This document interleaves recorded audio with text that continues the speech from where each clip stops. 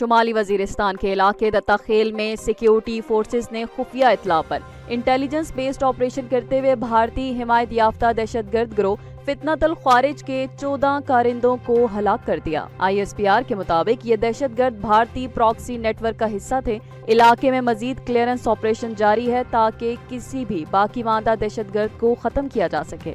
ISPR का कहना है कि सिक्योरिटी फोर्सेस भारतीय स्पॉन्सर्ड दहशतगर्दी का खात्मा करने के लिए पुरअज़्म है। वाज़ेह रहे कि एक रोज कबल बलोचिस्तान में भी ऐसी कार्रवाइयों के दौरान फितनतुल हिंद गिरोह से ताल्लुक रखने वाले 7 दहशतगर्द हलाक किए गए थे। पाकिस्तान पीपल्स पार्टी के चेयरमैन और साबिक वजीर खारजा बिलावल भुट्टो जरदारी की क़यादत में आला सतही पार्लिमानी वफ्द ने अक़वाम मुत्तहिदा के हेडक्वार्टर्स का 2 रोज़ा दौरा मुकम्मल कर लिया।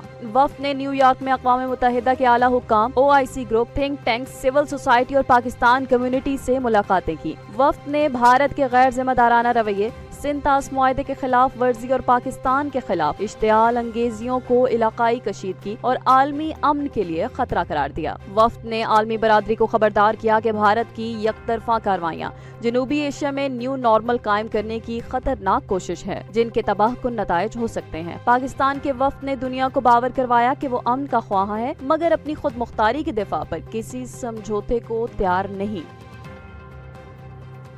कराची में रात गए एक बार फिर जमीन लरज उठी, जहां मजीद 3 ज़लज़ले के झटके महसूस किए गए। ज़लज़ला पैमा मरकज के मुताबिक इन झटकों की शिद्दत 2 से 3.1 के दरमियान रिकॉर्ड की गई, जबकि गहराई 30 से 80 किलोमीटर रही। 1 जून से अब तक कराची में ज़लज़लों की तादाद 26 हो चुकी है। महकमा मौसमियात के चीफ मेट्रोलॉजिस्ट अमीर हैदर लगारी ने बताया कि ज़लज़ले लांडी फॉल्ट लाइन के फाल होने की वजह से आ रहे हैं और मामूली शिद्दत के झटके आइंदा 1 हफ्ते तक महसूस किए जा सकते हैं। शहरियों को एहतियात बरतने की हिदायत की गई है, ताहम किसी बड़े नुकसान की इत्तला नहीं मिली। कौमी इक्तिसादी कौंसिल का अहम इजलास आज वजीर आजम शहबाज शरीफ की जेर सदारत तलब कर लिया गया। ज़राए के मुताबिक इजलास में आइंदा माली साल के कौमी तरक्याती बजट और मैक्रो इकनॉमिक फ्रेमवर्क की मंजूरी दी जाएगी। ये इजलास आइंदा माली साल की मनसूबाबंदी के लिए कलीदी हैसियत रखता है। वफाकी वजीर सेहत मुस्तफ़ा कमाल ने कतर के वजीर सेहत से दोहा में मुलाकात की, जिसमें पाकिस्तान में मेडिसिन, वैक्सीन और मेडिकल आलात की पैदावार के शोबे में सरमायाकारी की दावत दी गई।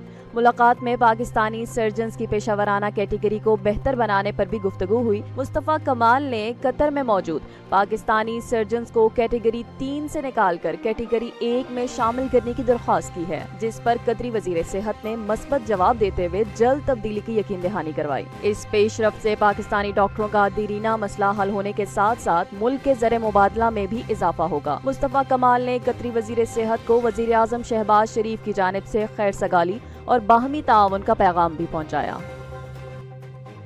टेक्नोलॉजी की दुनिया में एक इनकलाबी कदम, मसनूई जहानत के मारूफ प्लेटफॉर्म हगिंग फेस ने रोबोटिक्स के शोबे में शफाफियत, रसाई और जिद्दत के दरवाजे खोल दिए हैं। इदारे ने 2 नए open source robots hope JR और रिची मिनी मुतारफ करवा दिए हैं, जिनका मकसद रोबोटिक्स को चंद बड़ी टेक कंपनियों की इजारादारी से निकालकर आम अफराद और इदारों की पहुंच में लाना है। होप JR एक मुकम्मल जिसामत का इंसान नुमा रोबोट है, जो न सिर्फ चल सकता है बल्कि अपने बाजू, हाथ और दीगर आज़ा को कुदरती अंदाज में हरकत दे सकता है। इसके मुकाबले में रिची मिनी एक छोटा और निस्बतन सादा रोबोट है, जो तालीम, तहकीक और प्रोटोटाइपिंग के लिए खास तौर पर मुफीद है। दोनों रोबोट्स की खास बात उनका ओपन सोर्स होना है, जिसका मतलब ये है कि कोई भी फर्द या इदारा उनके डिजाइन और कोड तक रसाई हासिल करके अपनी जरूरत के मुताबिक उनमें तब्दीली कर सकता है। ये इक़दाम मुस्तकबिल में न सिर्फ सस्ते रोबोट्स की तैयारी की राह हमवार करेगा, बल्कि रोबोटिक्स को एक खुला और जमहूरी मैदान बनाने की तरफ एक बड़ा कदम है।